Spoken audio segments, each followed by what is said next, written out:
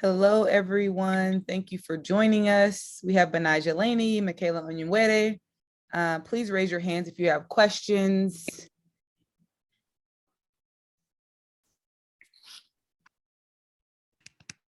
Sarah Valenzuela. Hey, Benija. Hey, Michaela. Good to see you guys again. I'm not sure if you guys had the chance to listen to some of Crystal Robinson's sort of critique of you guys, comparing you guys to her team person by person. But she compared you guys to a lot of great Liberty players. I was just wondering what it really, I don't know if you've heard of it or heard it or not, what it feels like just to be compared to such great players in your team's history. I mean, it feels good, to just be able to come after somebody, there were a lot of great players that paved the way for us to even have this opportunity and be in this position. And the fact that they, that they're so invested in us and that they come back and, share their feedback, encouragement, advice and everything, it just means a lot. And the fact that they, see us in them, it means even that much more. And I just hope that, we can just continue to be who we are, continue to get better and hopefully, make them proud in the process. Thank you. Jackie Powell. Hello, good morning. Thank you both for being here. First I wanted to build off of Sarah's question a little bit.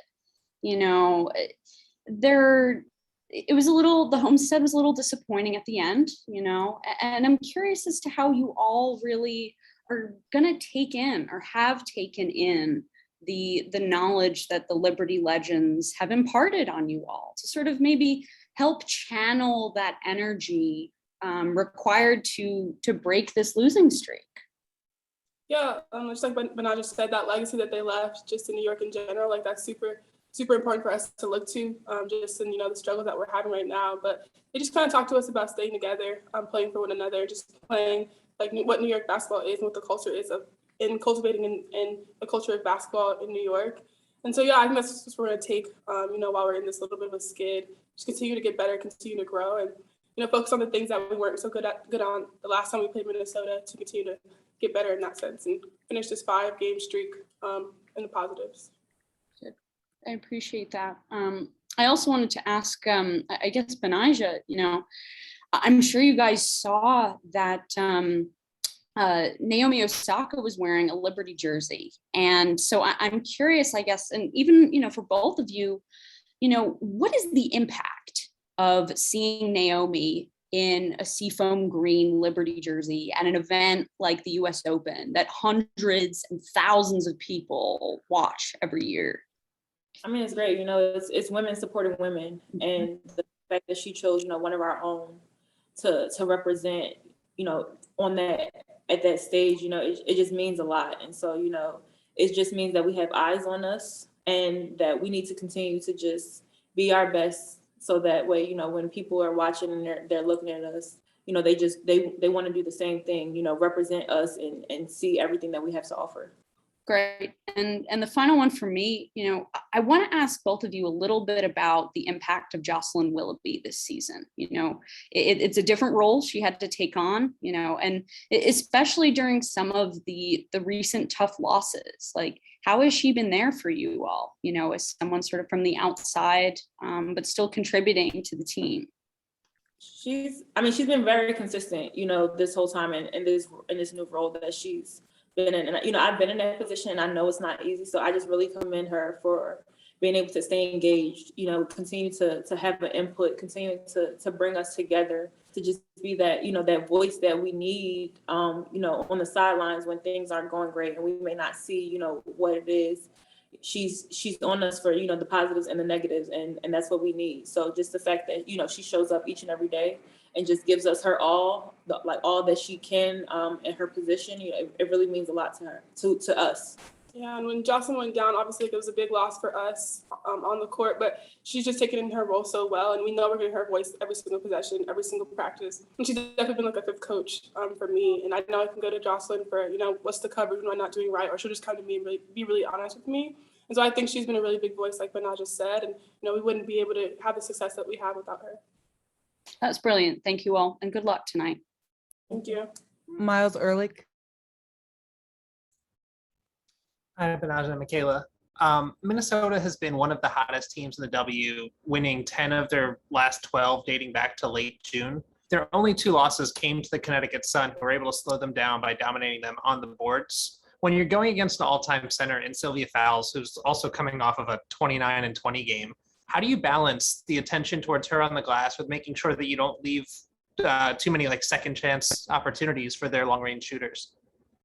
Just making sure that we're locked in, every possession, that they're only getting one shot, because that's our best chance. We can't have, lapses where we're giving up second and third opportunities to this team who is really capable of getting offensive rebounds. So just making sure, like I said, that we're locked in, engaged, cracking down, limiting their possessions when we're able to get stops, not allowing them to get more possessions. Awesome. Thank you so much. Good luck tonight. Thank you. Jeff Magliochetti. Thank you. Good morning, both of you. Thank you for joining us today. Kind of bouncing off what Jackie and Sarah were saying, Crystal Robinson said there is a specific brand of New York basketball out there, how it's special to play in New York, how there's a special feeling around it. So as 2 players who have made an undeniable impact in their first season and are poised to do so for years to come in New York, what is the definition of New York basketball to you, and how do you fulfill that moving forward? No, it's tough, it's gritty, it's together, just being unified in everything that we're doing, just being loud, just making our presence known, being there, just like I said, just everybody knows, okay, just making it so that when people come up against us, that they're a bit worried, they know that this isn't going to be an easy game. Creating that identity that we're going to fight to the end, regardless of what situation we're in, what type of adversity we face, and that's something we continue to growing and building being in New York. Appreciate that. Thank you. And my other question is, despite a tough homestand, there is a prime opportunity ahead to make a statement right now and clinch a playoff berth in a sense right now and end the playoff drought. So my question is, how much would it mean to end that streak, and what gives you the optimism and the idea that you guys can end the streak despite the drought, despite a tough stretch?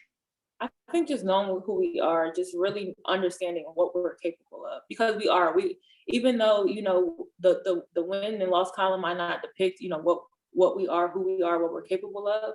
But as long as we believe in ourselves, and like I said, we have to lock in and stay focused on our assignments and just doing everything that we need to do, we'll be just fine. We've beaten this team, and we've won tough games, so we know that we can do it. And now it's just about, putting our actions with our thoughts, our mentality, and everything. Appreciate your time and insight, both of you. Have fun out there tonight. Thank you. Thanks, Benaja and Mick. Thank you all for joining. We will send the recording shortly. Thank you.